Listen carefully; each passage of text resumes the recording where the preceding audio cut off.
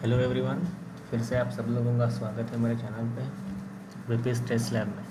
अभी तक हमने देखा कि STLC क्या होती है, टेस्ट केसेस कैसे बनानी होती है और सॉफ्टवेयर डेवलपमेंट लाइफ साइकिल क्या होती है। लेकिन जब आप टेस्टिंग करते हो तो मोस्ट इम्पॉर्टेंट काम जो होता है टेस्टर का वो टेस्ट केसेस लिखना नहीं होता है, तो बग्स या फिर डिफेक्ट्स फाइंड करना होता है प्रोडक्ट के अंदर। अगर आप किसी भी प्रोडक्ट में इश्यूज़ या फिर बग्स या फिर डिफेक्ट्स फाइंड कर पाते हो तो आपके लिए सॉफ्टवेयर टेस्टिंग सबसे बेहतरीन प्रोफेशनल लाइन हो सकती है जिसमें आप करियर बना सकते हो। तो अभी हम ये देखेंगे कि बग क्या होता है, और आपने शायद नाम सुना होगा, right? Error, defect, bugs, fault, failure of the product. तो ये सब चीज़ें क्या हैं अभी हम देखेंगे। तो सबसे बेसिक चीज़ होती है बग, डिफेक्ट और एरर का डिफरेंस कंफर्म करना या फिर जानना कि डिफेक्ट का मतलब क्या होता है, बग का मतलब क्या होता है, एरर का मतलब क्या होता है। तो मैंने यहाँ पे सिंप्लीफाइड वे में कुछ डेफिनेशंस लिख के रखी है, लेकिन ये काफ़ी टेक्निकल है। अगर आप कुछ नॉर्मल समझ पाओगे तो मैं आपको उल्टा बता दूँ एरर का मतलब क्या है और एरर की वजह से क्या प्रॉब्लम आती है, और बग या डिफेक्ट क्या होता है और फेलियर ऑफ द प्रोडक्ट्स क्या होते हैं। तो एरर, अगर कोई सॉफ्टवेयर डेवलपर कोई प्रोडक्ट बनाता है या फिर कोई कोड लिखता है, समझ लो मुझे लॉगिन पेज बनाना है, ओके। और लॉगिन पेज में मैंने क्या किया, लॉगिन पेज में मैंने सारी चीज़ें ऐसी ऐसी इन्फॉर्म कर दी या फिर इंट्रोड्यूस कर दी जिसका काम होता है कि यूज़र नेम और पासवर्ड डाल के लॉगिन करना।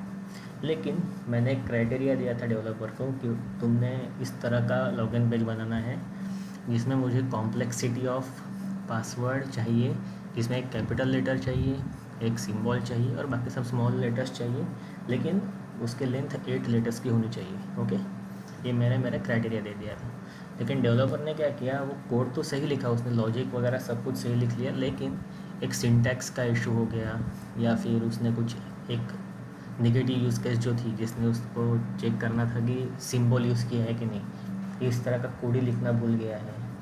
या फिर किसी कोड के अंदर उसने 2-3 बार एक ही चीज़ लिखी है, लेकिन जो रिक्वायर्ड चीज़ है, फॉर एग्जांपल मैं बोल रहा था कि 8 लेटर्स लॉन्ग मुझे कोड चाहिए, मतलब मुझे फंक्शनलिटी में 8 लेटर्स लॉन्ग पासवर्ड की क्राइटेरिया मैच होनी चाहिए, लेकिन यूज़र डेवलपर ने लिखा ही नहीं। डेवलपर ने सिंपल एक कोड लिख लिया जिसमें नॉर्मल डिफेक्ट और बग ट्रैक हो पाएंगे, लेकिन जो मेरा मेन क्राइटेरिया था, मतलब उसने, देखो अब मैं सिंप्लीफाइड करता हूँ, उसने 5 चीज़ें करनी थी। सबसे पहला login user name, login password की 2 फील्ड्स बनानी थी, उसने बना लिया। उसने यूज़र नेम का क्राइटेरिया फुलफिल कर दिया जिसमें हमने कहा था कि user name should consist of letters and numbers, that's okay, उसने वो भी कंफर्म कर लिया। लेकिन पासवर्ड में उसको हमने 3 सिनेरियोज बोले थे कि capital letter, small letters, 8 number उसकी लेंथ होनी चाहिए और एक स्पेशल सिंबल यूज़ करना चाहिए। लेकिन उसने सारी चीज़ें कर ली, कोड भी सही लिख लिया, लेकिन कोड में कुछ ऐसी गलती कर दी जिसके वजह से वो 8 नंबर की लेंथ जो है वो वेरीफाई ही नहीं कर पा रहे। तो ये हो गया error in the code, right. इसमें क्लियर कट लिखा है the problem in the code leads to error. अगर कोडिंग में ही कुछ गलती है, एक तो सिंटैक्स मिसिंग है, मेरा पूरा सॉफ्टवेयर फट गया। कुछ स्विच केसेस में कुछ मिसिंग है, मेरा पूरा सॉफ्टवेयर का वो फंक्शनलिटी ख़राब हो गया। तो इसको कहते हैं एरर। लेकिन अगर आप समझ पा रहे होंगे तो अगर डेवलपर ने प्रोग्राम में कुछ गलती की है तो that is nothing but leading us to the defect और बग। मतलब अगर किसी ने एरर दिया है एज ए डेवलपर तो हम क्या करेंगे, हम जैसे ही सॉफ्टवेयर टेस्ट करेंगे तो हमें मिल जाएगा बग, करेक्ट। मतलब उसने एरर डाला है कोडिंग में, लेकिन हम जब सॉफ्टवेयर एक्चुअल में टेस्ट कर रहे थे from application point of view, हमें एज अ टेस्टर जो चीज़ मिलती है एज ए इशू वो होता है बग, ओके। लेकिन जब ये दोनों चीज़ें तो हो गई, मतलब इसमें क्या लिखा है, एरर का मतलब डेवलपर ने गलती की और बग का मतलब हमने इशू फाइंड किया। लेकिन डिफेक्ट का मतलब क्या है, डिफेक्ट का मतलब सिंपल ये है कि मैंने रिक्वायरमेंट तो दी थी कि भाई तुम्हें यूज़र नेम और पासवर्ड और कैप्चा, ये 3 फील्ड चाहिए थी। मतलब एज अ रिक्वायरमेंट मैंने लिखा था कि यूज़र नेम पासवर्ड तो रहेगा ही रहेगा, लेकिन मुझे if you are not a robot ये चेक करने के लिए एक कैप्चा भी चाहिए था, लेकिन उसने कैप्चा डाला ही नहीं। So this is a defect. Requirement जो मैंने बोले थे एज अ PO या फिर एज अ स्क्रम मास्टर या एज अ क्लाइंट, वो आपने फुलफिल नहीं किए। So that is a clear cut defect. और ये डिफेक्ट भी ऑब्वियसली अगर डेवलपर ही कोड करते करते भूल गया, उसने वो कैप्चा नाम की फील्ड ही ऐड नहीं की, तो it is nothing but leading us to the defect. And error is also lead us to bug. Bug मतलब एक्चुअल इशू जिसमें फंक्शनैलिटी सही से नहीं चल रही है। डिफेक्ट मतलब एज़ पर रिक्वायरमेंट अपनी चीज़ें हमें अपने प्रोडक्ट में नहीं दिख रही है। तो मैंने यहाँ पे सिंप्लीफाई वे में किया हुआ है।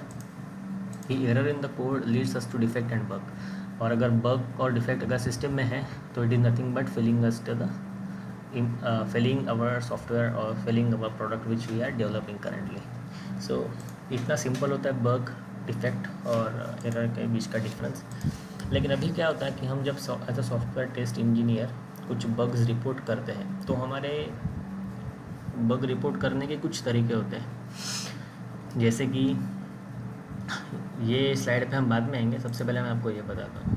अगर समझ लो मैं एक सॉफ्टवेयर टेस्टर हूँ और मुझे डेवलपर को 10 SPRs या फिर 10 बग्स रिपोर्ट करके देना है. बग बोल दो आप, बग या फिर डिफेक्ट ट्रेस करके देना है. तो मैं क्या करूँगा, मैं एक बग रिपोर्ट करूँगा किसी एक प्रोडक्ट में, डायरेक्टली किसी डेवलपर को असाइन कर दूँगा कि भाई तुमने ये बग फिक्स करना है. लेकिन अगर मैं कुछ 10 बग्स रिपोर्ट करके दे रहा हूँ तो डेवलपर को कैसे समझ में आएगा कि ये बग कब लेना है, मतलब इसकी प्रायोरिटी क्या है या फिर इसकी सीवियरिटी क्या है. तो उसके लिए हम क्या करते हैं, उस बग को डिफ्रेंशिएट करते हैं दो मेन चीज़ों में. पहला होता है सीवियरिटी, दूसरा होता है प्रायोरिटी. मतलब ये कितना डेंजरस बग है इसके ऊपर हम डिफ़ाइन करते हैं उसकी सीवियरिटी, और कितना अर्जेंट है, इसकी अर्जेंसी क्या है, अभी करना है, कल करना है या फिर नहीं किया तो भी चलेगा. ये होती है प्रायोरिटी. तो इन दो चीज़ों के बेस पे हम इस बग को डिफरेंशिएट करते हैं. Okay, so we usually differ bug into two main categories, that is severity and priority based bugs. और ऑब्वियसली आपको समझ में आ ही गया होगा, अगर समझ लो मेरा एप्लीकेशन लॉन्च ही नहीं हो रहा है तो that is really critical bug. और अगर मेरा एप्लीकेशन लॉन्च हो रहा है लेकिन लॉगिन ही नहीं हो रहा है करेक्ट क्रेडेंशियल से, दैट इज़ ऑल्सो क्रिटिकल और मेजर बग. लेकिन कुछ ऐसी चीज़ें हो सकती है कि मेरा ये जो समझ लो मेरा ये स्लाइड शो का फॉन्ट है एरियल, लेकिन किसी ने कैलिबरी डाल के रखा है. This is not a very serious bug, right? So this is a low severity bug and you can be fixed very simply by taking some time. So उसके प्रायोरिटी भी लो रहेगी या फिर मीडियम रहेगी based on the requirements. Okay, so ये होती है bug की प्रायोरिटी. लेकिन अभी बग चलता कैसे है, अगर समझ लो मैंने कोई एक बग रेस किया है और मैंने मेरे डेवलपर को असाइन कर दिया है तो उसका स्टेटस रहेगा नया, मतलब न्यू. मतलब मैंने आज बग रिपोर्ट किया और डेवलपर को असाइन कर दिया, मतलब ये हो गया न्यू, और उसका स्टेटस रहेगा ओपन.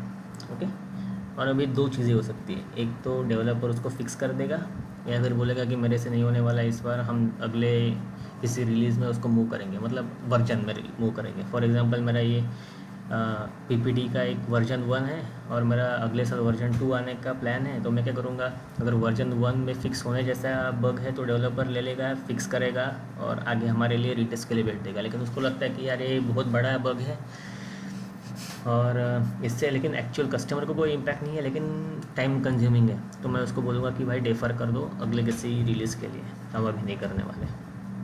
ठीक है, तो इस तरह का ये बेसिक फ्लो होता है. लेकिन अभी जब डेवलपर ने बग हमें फिक्स करके दे दिया है हमारे प्रोडक्ट में, तो ये as a software test engineer या फिर QA की ये रिस्पॉन्सिबिलिटी होती है कि डेवलपर ने बोला है फिक्स, इसका मतलब फिक्स नहीं होता है. कभी भी भरोसा मत करो, हमें फिक्स किया हुआ प्रोडक्ट फिर से टेस्ट करना होता है, तो हम उसकी करते हैं रीटेस्टिंग. अभी रीटेस्टिंग के बाद भी दो चीज़ें होती है, एक तो बग सही में फिक्स हो गया होगा, बढ़िया काम किया होगा डेवलपर ने, तो हम उसको बोलेंगे कि भाई done, perfect, you have done a perfect job, so we will just close that SPR और bug. Okay, and if that bug is not yet fixed, so what we will do, we will simply reopen that and will again reassign to the same developer. Now that developer's job will be to again check whether that bug is really fixed or not. If that is not fixed, then he will again fix it and send us for review. Okay, so ये एक simple एक normal way होता है. और ये rejected का मतलब क्या होता है कि अगर हमने कोई गलती से कोई गलत बग रेस कर दिया, फॉर एग्जांपल मुझे दिख रहा है लोगो प्रॉपरली दिख रहा है, ओके, लेकिन मेरे खुद का इंटरनेट डाउन था, जहाँ पे मैं अभी वर्क फ्रॉम होम में काम कर रहा हूँ और मेरा इंटरनेट ही डाउन था, तो मुझे लगा कि लोगो आया ही नहीं है, लेकिन एक्चुअल में लोगो था, लेकिन तुम्हारे इंटरनेट की वजह से लोगो नहीं आया था. तो उस केस में क्या बोलेगा डेवलपर, अरे यार तुम कुछ भी गलत बग रेज मत किया करो, उसको रिजेक्ट करो, कैंसिल करो उसको. तो फिर हम उसको कैंसिल करेंगे. मतलब इम्प्रॉपर बग्स होते हैं जिनका कोई लॉजिक नहीं होता है, सेंसलेस होते हैं, उनको हम रिजेक्ट कर सकते हैं. अगर काफ़ी माइनर लो प्रायोरिटी या फिर कोई ऐसे बग्स हो जिसको फिक्स करना कुछ पर्टिकुलर वर्जन में पॉसिबल नहीं है, तो हम उसको डिफ़र करते हैं. और नॉर्मली डेवलपर लोग बग फिक्स करके हमें वेरीफाई करने के लिए देते हैं और हमें इसको रीओपन या फिर क्लोज़ करना होता है. ठीक है, ये होती है नॉर्मल बग साइकिल. तो अभी हमने बग लाइफ साइकिल तो पूरी देख ली. तो बग लाइफ साइकिल में मोस्टली तीन टाइप्स है, बग, डिफेक्ट, एरर, ये तीन टाइप्स ऑफ इश्यूज हो सकते हैं। इसका टेम्पलेट अभी मैं आपको बताता हूँ। हमने अभी तक क्या देखा कि बग, डिफेक्ट और एरर क्या होता है, राइट। इसका एक्चुअल सॉफ्टवेयर फेलियर में क्या इम्पैक्ट आता है, इसकी साइकिल क्या होती है, सीवियरिटी, प्रायोरिटी क्या होती है। लेकिन अभी मुझे एक बात बताओ, अभी अगर मैंने आपको बोला कि मुझे बग रिपोर्ट करके दो, अगर आपको प्रोडक्ट टेस्ट करने के लिए बोला है, तो आप उसका कैसे बनाएंगे। तो उसका सिंपल टेम्पलेट ऐसे होता है कि हम यहाँ पे लिखते हैं कि bug reproduce, steps to reproduce the bug. Okay, हमें मतलब बेसिक काम क्या करना होता है, डेवलपर को बोलना होता है कि भाई these are the steps to reproduce the particular bug which I have just found. Okay, इससे क्या होगा कि अगर आप कभी छुट्टी पे हो या फिर आप किसी और काम में बिज़ी हो, तो हम डेवलपर को बार बार टाइम नहीं अवेल कर पाते कि भाई मैं आता हूँ और आपको बताता हूँ कि बग रिप्रोड्यूस कैसे करना है, राइट। और ऐसा भी होता है कि कभी कभी हम टेस्टिंग में कुछ फ्लो में टेस्ट करना चालू कर देते हैं, लेकिन हम अपना फ्लो ही भूल जाते हैं कि वो इशू रेज कैसे किया था हमने।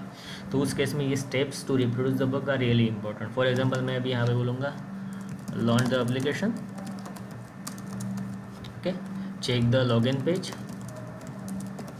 एंड यहाँ पे बोलूँगा कि enter the user name and password, user name and password. ये मेरा समझ लो इशू है। मेरा इशू क्या है कि मैंने यहाँ पे और यहाँ पे लिखा है कि correct, okay, correct user name and password. मेरा बग ये है कि मैं करेक्ट यूज़र नेम पासवर्ड डाल रहा हूँ, फिर भी मैं लॉगिन नहीं कर पा रहा। तो मैं क्या करूँगा, यहाँ पे steps to reproduce the bug दे दूँगा, ओके, और यहाँ पे लिखूँगा एक्चुअल रिजल्ट। मतलब अभी जब मैं कर रहा हूँ तो क्या हो रहा है, लॉगिन इज़ नॉट सक्सेसफुल, ये मेरा एक्चुअल रिजल्ट है। लेकिन मुझे एक्सपेक्टेड क्या है, expected result is login should be successful, right, login should be successful with correct credentials, right।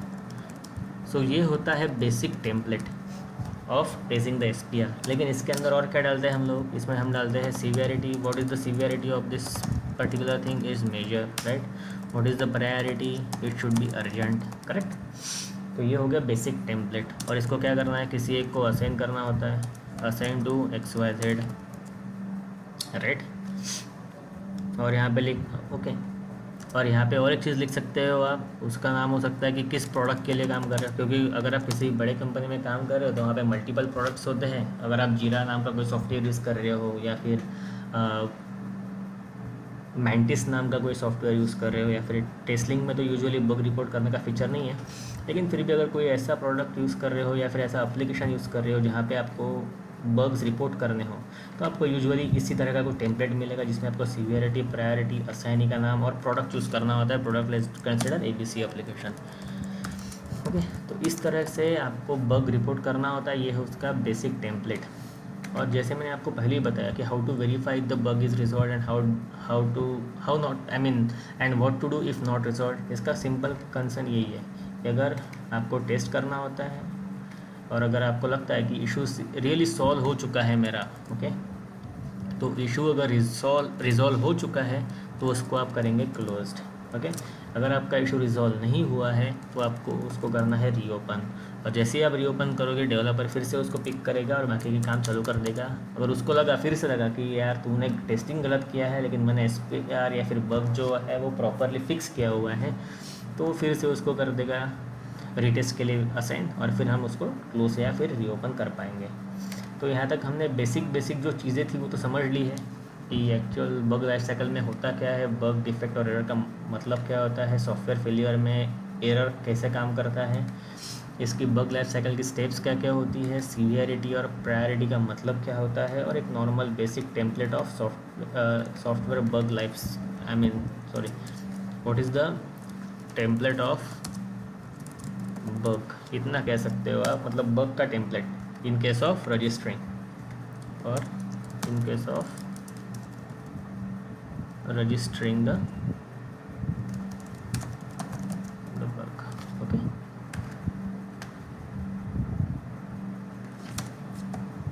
क्या लिख, व्हाट्स हैपनिंग यार रजिस्टरिंग the bug, क्या हो रहा है इसमें, कभी कभी हो जाता है ऐसे, ठीक है। रजिस्टरिंग द बग, ये हो गया मेरा बग रजिस्टर करने का एक बेसिक टेम्पलेट। सॉरी मेरी गलती हो गई यहाँ पे, मैं लिख रहा था, ठीक है, no problem. So template of registering the bug, तो ये हो गया अपना बेसिक टेम्पलेट। सॉरी छोटी छोटी गलतियाँ छोड़ दो क्योंकि ये थोड़ा जल्दबाजी में ऐसे हो जाता है कभी कभी, लेकिन ठीक है, नो प्रॉब्लम। तो इतना माइंड करने की चीज़ नहीं है वो, नो प्रॉब्लम एट ऑल। तो मैं आपको ये बस कहने की कोशिश कर रहा था कि बग लाइफ साइकिल होती क्या है और बग रिपोर्ट कैसे करते हैं, उसके सीवियरिटी प्रायोरिटी क्या होती है। ओके, तो ये कंफर्म करने के लिए आपको मैं ये पीपीटी एक बार फिर से मेरे वीपीएस टेस्ट लैब के ब्लॉग स्पॉट पे अटैच कर दूंगा, आप वहाँ से डाउनलोड कर पाओगे, जहाँ से आपको एटलीस्ट बग डिफेक्ट एरर के बेसिक डिफरेंस क्या होते हैं, उसकी लाइफ साइकिल क्या होती है और उसकी सीवियरिटी प्रायोरिटी क्या होती है, इस तरह के बेसिक क्वेश्चंस के आंसर्स मिल जाएंगे। और जो मैंने यहाँ पे टेम्पलेट बना के रखा है वो शायद आपके लिए काफ़ी काम का हो सकता है, क्योंकि मैं आपको गारंटी के साथ बता रहा हूँ, जब भी अगर आप फ्रेशर या फिर नॉर्मल अभी ग्रेजुएट हुए और किसी जॉब इंटरव्यू के लिए जाते हो और वहाँ पे सीरियसली अगर टेस्टिंग की ओपनिंग हो, तो आपको ये सब पूछेगा ही पूछेगा इंटरव्यूअर, कि वो बोलेगा सीवियरिटी क्या होती है, प्रायोरिटी क्या होती है, ऐसा है वैसा है, ये सब चीज़ें पूछेगा जो मैंने आपको यहाँ पे अटैच करके दिया है। तो आज के लिए इतना ही। अगर आपको कुछ और लगता है तो मुझे कमेंट सेक्शन में पिंग करके बोलो, मैं आपको इंग्लिश में भी डाल के दूंगा, क्योंकि मैं भी अभी मेरे इंग्लिश पे वर्क कर रहा हूँ। तो it will be helpful for me as well to translate this video into English, and आप सब लोगों के भी काम में आ गए। और प्लीज़ मेरे चैनल को सब्सक्राइब कर दो, इससे मेरा हौसला बढ़ता है। और मैं काफ़ी महीनों के बाद अभी यूट्यूब पे फिर से लाइव हुआ हूँ, क्योंकि मैं बीच में कहीं और किसी और काम में बिज़ी था। तो वीपीएस टेस्ट लैब चैनल को ज़रूर सब्सक्राइब करो, लाइक करो, कमेंट करो और आगे लोगों को भी सब्सक्राइब करने के लिए मोटिवेट करो। और अभी यहाँ से मैं बेसिक से एडवांस जाऊँगा धीरे धीरे, और आप कुछ लाइव एप्लीकेशंस भी दूंगा टेस्ट करने के लिए, जो कि मेरा कमिटमेंट रहेगा और फ्री ऑफ कॉस्ट रहेगा, उसमें कोई पैसे देने की ज़रूरत नहीं पड़ेगी। तो ये है मेरा चैनल वीपीएस टेस्ट लैब, इसको लाइक करो, फॉलो करो, सब्सक्राइब करो। Thank you guys, thank you very much.